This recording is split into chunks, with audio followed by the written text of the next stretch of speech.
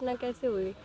मेरे साथ घटना इस प्रकार हुआ, जो श्रवण यादव ने हमसे 2 लाख रुपया ले लिया और 2 लाख रुपया लेने के बाद जब हम उनसे पैसा मांगे तो वो अपने चारों भाई को भेजा और मेन फ्रंट पे श्रवण यादव खुद थे और चाकू छुरी लेकर आए थे सारे भाई और हमारे ऊपर हमला कर कर हमको गिरा दिया और भाग गए।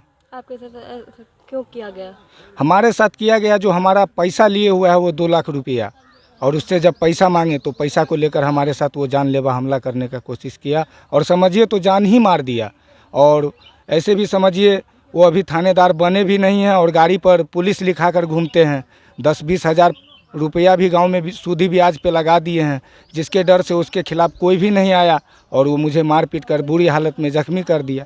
जब आप जख्मी थे हॉस्पिटल गए जी। तो वहाँ पे क्या आपके पास प्रशासन मतलब पुलिस पहुँचे? जी, जब मैं जख्मी था और मुझे सुशील यादव जी ने उठा कर ले गया था तो पहले थाने पे ले गया था तो हमको उठाया तो उठे तो बड़ा बाबू कहा कि पहले इसको इलाज करवा कर लाओ, और जब हम इलाज करवा कर एफआईआर दर्ज करवाने के लिए आए तो श्रवण यादव जिसको चौकीदार का नौकरी होने वाला है वो थाने में ही मौजूद था और उसके बाद हमारा एफआईआर लिखा भी गया तो 3 दिन तक हमारे एफआईआर पे कोई कार्रवाई नहीं की गई। बड़ा बाबू हमारे ऊपर इल्ज़ाम पे इल्ज़ाम लगा रहे थे, कह रहे थे कि तुम